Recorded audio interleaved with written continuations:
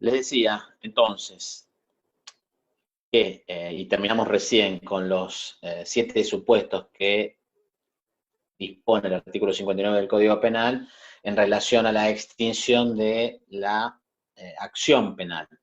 Allí vimos entre estos distintos supuestos a la muerte de la persona, a la amnistía, a la prescripción que todavía nos quedó pendiente, a la denuncia de lo agraviado en los delitos de acción privada, a la aplicación de los criterios de oportunidad según la ley procesal correspondiente, a la aplicación de la conciliación o reparación del perjuicio según lo dispuesto en la ley procesal correspondiente, y el séptimo inciso es el cumplimiento de las condiciones de prueba dispuestas en la suspensión de procedimiento de prueba. Estos son los 7 casos que dispone específicamente el artículo 59 como de extinción de acción penal. Sin embargo, el Código Penal establece otros casos más.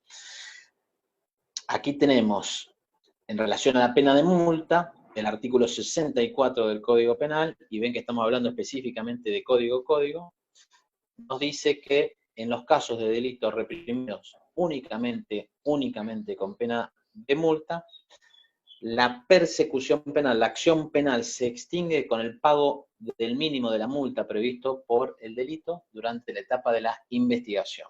Si el caso ya pasó a la etapa de juicio, la acción penal se extingue, pero el imputado tendrá que pagar el máximo de la pena de multa dispuesta por el delito.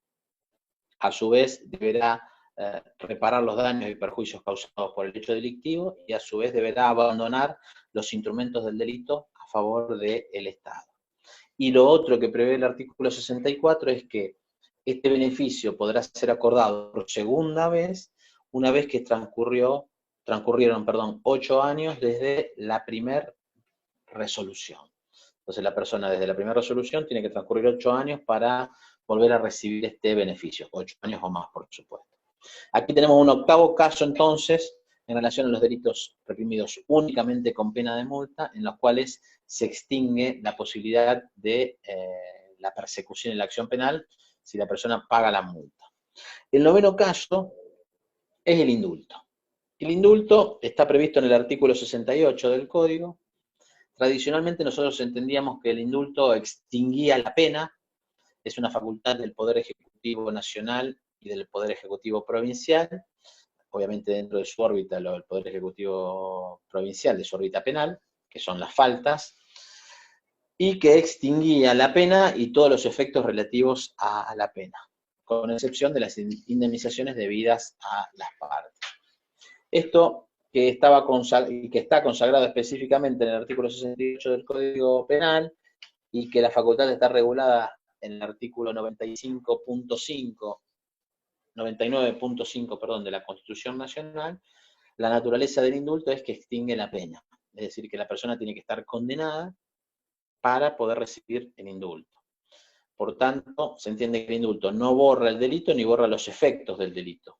Las indemnizaciones civiles quedan allí latentes. Sin embargo, la Corte Suprema de Justicia de la provincia, a partir del fallo Ibáñez, terminó extendiendo el beneficio también para los procesados. Entonces, si bien no está regulado por la ley, sí tenemos claro de que la Corte Suprema de Justicia de la Nación extendió la posibilidad de los indultos a los procesados a través del fallo Ibáñez. El fundamento de indulto está dado en aquello de mitigar el excesivo rigor de la ley y corregir presuntos errores jurisdiccionales. El indulto, en sus caracteres, es particular e individual, es decir, se dicta en favor de una persona determinada en relación a un hecho puntual. Por eso es individual y personal.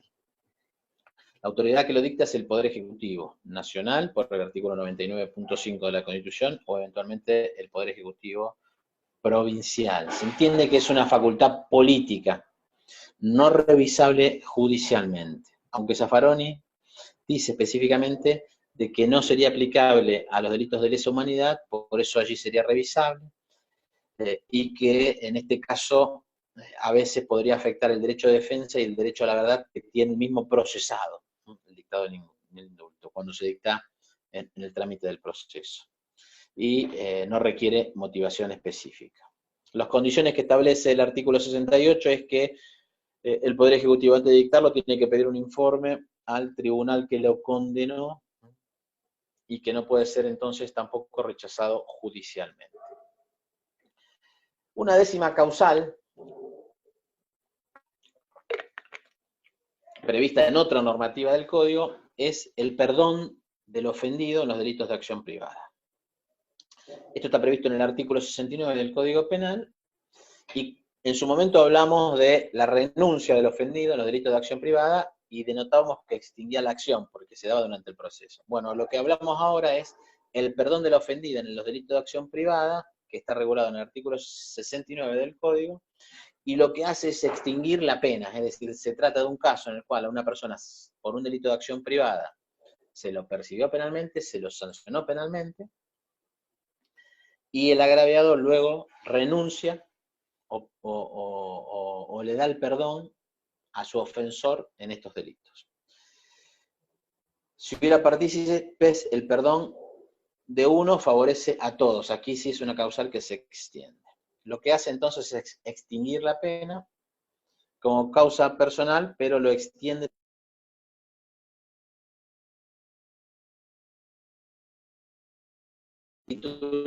es el querellante, es decir, quien puede, el ofendido por el delito, el querellante es la persona que puede dar el perdón, y la forma en que debe hacerlo es expresamente.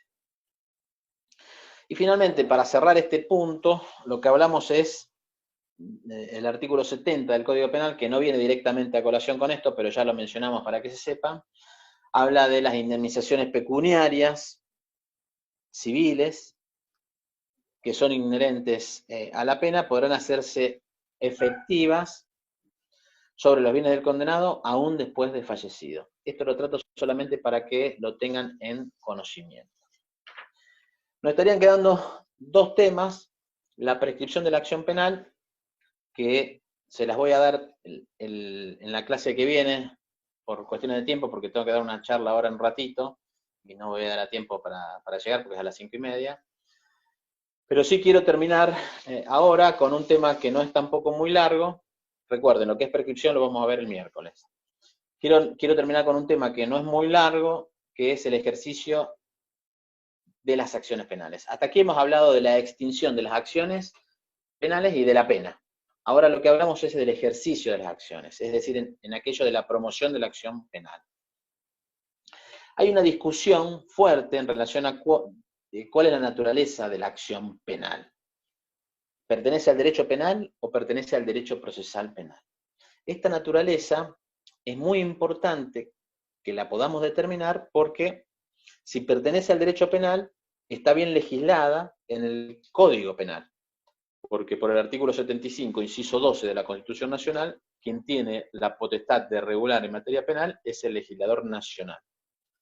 Ahora bien, si nosotros entendemos que tiene naturaleza procesal, sería una facultad no delegada por las provincias a la nación, y la regulación que este tema tiene hoy en el Código Penal sería inconstitucional, porque estaría dentro de las facultades reservadas, no delegadas, y se estaría violando el artículo 5 y 121, entre otros artículos del Código Penal. Entonces, esta definición, que parece superflua, es muy, muy importante. Antes de la reforma de los códigos procesales penales y toda la vigencia de los códigos acusatorios, no traía muchas discusiones esto. La mayoría entendía que era de naturaleza penal. Algunos decían, es de naturaleza penal porque está en el Código Penal. Zaffaroni trata de precisar esto y dice, está en el Código Penal porque de lo contrario se podría violar el principio de igualdad ante la ley. Porque si una provincia dice, bueno, este delito yo no lo quiero perseguir, y la otra provincia dice que sí, se generarían situaciones de desigualdad. Eso es lo que decía Zaffaroni: las situaciones de desigualdad violarían el artículo 16 de la Constitución Nacional. Pero como este tema queda claro que es un tema de naturaleza procesal, porque la acción penal es uno de los puntos bases del proceso penal, acción, contracción y jurisdicción, un poco defensa y jurisdicción, son los tres puntos del triángulo procesal. Hoy se afirma de que la acción penal tiene naturaleza procesal. Sin embargo, se admite que esté regulada en el Código Penal para no violar el principio de igualdad ante la ley. Sin embargo, el legislador nacional lo que hace es establecer un piso mínimo de garantías, que es lo que vamos a ver ahora. Por arriba de eso, el legislador provincial puede regular todo lo que hace, es decir, el legislador provincial puede mejorar las garantías, nunca reducirlas. Este es un poco el entendimiento básico que yo les doy en esta clase para que entiendan por qué se acepta de que este tema esté regulado en el Código Penal. Y el legislador provincial ha mejorado las garantías, sí, él ha mejorado porque en algunos casos, por ejemplo en los criterios de oportunidad que ahora ingresaron al Código Penal, prevé y dispone de que no se persiga penalmente o que el fiscal pueda prescindir total o parcialmente de la acción penal. Introducido este tema y viendo la naturaleza de la acción, distinguimos los tipos de acciones que establece nuestro Código Penal. Nuestro Código Penal establece acciones penales públicas y acciones penales privadas, de acción pública y de acción privada. Dentro de las acciones públicas encontramos las acciones de oficio, artículo 71 del Código Penal, y las acciones dependientes de instancia privada, artículo 72. Repito, las acciones penales pueden ser públicas o privadas. Dentro de las públicas tenemos las que se persiguen de oficio y las dependientes de instancia privada. Un poco es eso lo que vamos a desarrollar ahora para terminar esta clase de hoy. Las acciones penales públicas de oficio están previstas en el artículo 71 del Código Penal, que dispone que serán acciones públicas las relacionadas con la persecución de todos los delitos previstos en el Código Penal, salvo los de acción privada y los dependientes de acción privada. Es decir, la regla es que todos los delitos del Código Penal tienen persecución penal de oficio, salvo una pequeña gama de delitos que son los delitos dependientes de acción privada y los delitos de acción privada. Y ahora se incorporó también como excepción aquellos casos en los cuales el legislador procesal provincial dispuso la aplicación de criterios de oportunidad. Entonces serían, si se quiere, 3 casos en los cuales existiría la excepción a la persecución oficiosa. Los delitos dependientes de acción privada, los delitos de acción pública, los delitos dependientes de acción privada, los delitos de acción privada y los delitos en los cuales el legislador provincial dispuso la aplicación de un criterio de oportunidad. Todos los delitos entonces son perseguibles de oficio, salvo estas excepciones. Los delitos de acción pública de oficio son indivisibles objetiva y subjetivamente. Esto quiere decir, subjetivamente son indivisibles, quiere decir que si la persona denuncia a 3 personas, el Estado tiene la obligación de perseguir penalmente a las 3 personas. Esto quiere decir que la persona que denuncia no puede fragmentar el hecho. Es decir, yo quiero denunciar el homicidio y no quiero denunciar el abuso sexual que ocurrió en forma previa. No se puede. El Estado tiene que perseguir todos los hechos denunciados, en la medida que son de acción pública. El ejemplo que di no es el mejor. Quiero denunciar el homicidio y no el robo, no puedo fragmentar la persecución en estos hechos. El Estado tiene la obligación de perseguir a todos los hechos y a todas las personas. Por eso decimos que es indivisible objetivamente por los hechos y subjetivamente en relación a las personas. Dijimos que las acciones penales públicas de oficio son estas, están previstas en el artículo 71 del Código Penal. Por fuera de esto tenemos las acciones públicas dependientes de instancia privada, previstas en el artículo 72 del Código Penal. Aquí esta es una clase de acción pública. Estas acciones son las previstas en el artículo 72, que comprende los delitos de abuso sexual, los delitos de sustracción, artículo 119, artículo 130 y artículo 120 del Código Penal. Son 3 artículos que comprende. Comprende también las lesiones leves, dolosas y culposas y comprende el delito de impedimento de contacto de los hijos menores con los padres no convivientes. Entonces, los delitos dependientes de acción privada son 3. Delitos de abuso sexual del 119, del 120, del 130, las lesiones leves, dolosas y culposas y el delito de impedimento de contacto de los hijos con los padres no convivientes. El código luego establece una serie de excepciones allí en relación a esos mismos delitos, es decir, que no tiene que haber ocurrido la muerte de la persona, fíjense que está bien detallado allí en la ficha. Los delitos dependientes de instancia privada decimos que son una gama de los delitos de acción pública. Estos delitos son objetivamente divisibles, subjetivamente indivisibles. ¿Qué quiere decir esto? La persona quiere denunciar a uno solo de los autores, no puede hacerlo. Son 3 personas que tuvieron acceso carnal con penetración a otra persona. Artículo 119 del Código, tercer párrafo. No puedo fragmentar y decir, no, mire, yo quiero que se persiga solamente a uno de los autores, indivisibles subjetivamente. Pero sí son divisibles objetivamente. ¿Qué quiere decir? Que la persona afectada por el delito puede decir, mire, yo quiero que se investigue solamente por el delito del abuso sexual sin penetración, por los tocamientos, no por el delito de abuso sexual con penetración. La persona podría hacerlo, por eso son divisibles objetivamente, indivisibles subjetivamente en relación a las personas. En los delitos dependientes de instancia privada, la particularidad que tienen estos delitos es que se necesita la denuncia del agraviado por el delito, del ofendido por el delito, para que luego este delito genere una persecución de oficio. A diferencia de los delitos de oficio, aquí la denuncia del agraviado por el delito es un obstáculo que hay que remover. Tiene que venir y denunciar. Si denuncia, ya habilita al poder del Estado, al fiscal, a que persiga estos delitos en su totalidad, conforme a esto de que dijimos de la divisibilidad objetiva y la indivisibilidad subjetiva. Entonces, la diferencia entre el delito de acción pública de oficio y el dependiente de instancia privada es que en el delito dependiente de instancia privada se necesita la denuncia del agraviado por el delito, su manifestación de la voluntad en relación a que manifieste y que diga que quiere que se persiga penalmente ese delito, para que el delito luego se convierta en de acción pública, de oficio, es decir, que genere una persecución por parte del fiscal sin ningún tipo de limitaciones. El agraviado es el ofendido por el delito, que es el que tiene la instancia. Tiene que ser un mayor adulto, capaz, o un menor emancipado. Si no tiene estas condiciones, es decir, porque el menor que no está emancipado no puede hacer la denuncia, aquí la denuncia la podrán hacer sus padres, los tutores, guardadores, curadores, etc.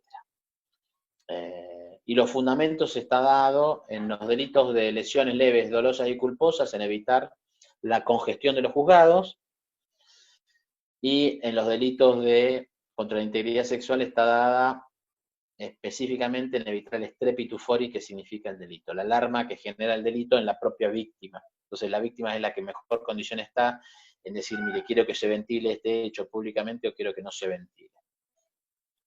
Y finalmente, para terminar, lo que nos encontramos son los llamados delitos de acción privada, que están previstos en el artículo 73 del Código Penal, 73 del Código Penal.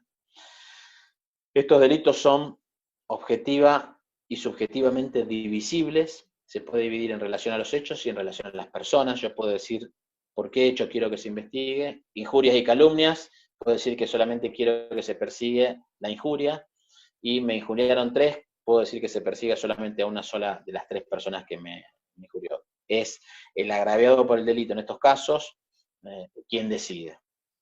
Estos delitos son renunciables, como ya vimos, la persecución penal puede renunciarse, y una vez sancionada la pena también puede existir el perdón por parte del agraviado.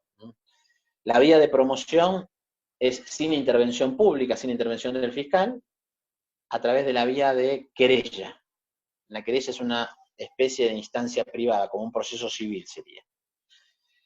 Siempre va a instancia de parte. La parte es la que incita al órgano judicial a seguir hacia adelante.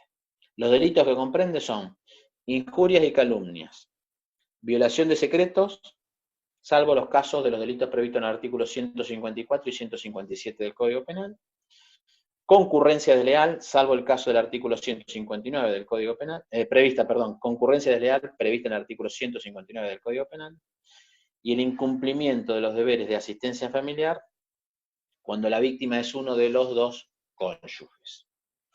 Y el Código penal, en la reforma impuesta por la ley 27.147, agregó también como una clase de delitos de acción privada a las acciones públicas convertidas en acción privada según lo que disponga la ley procesal correspondiente.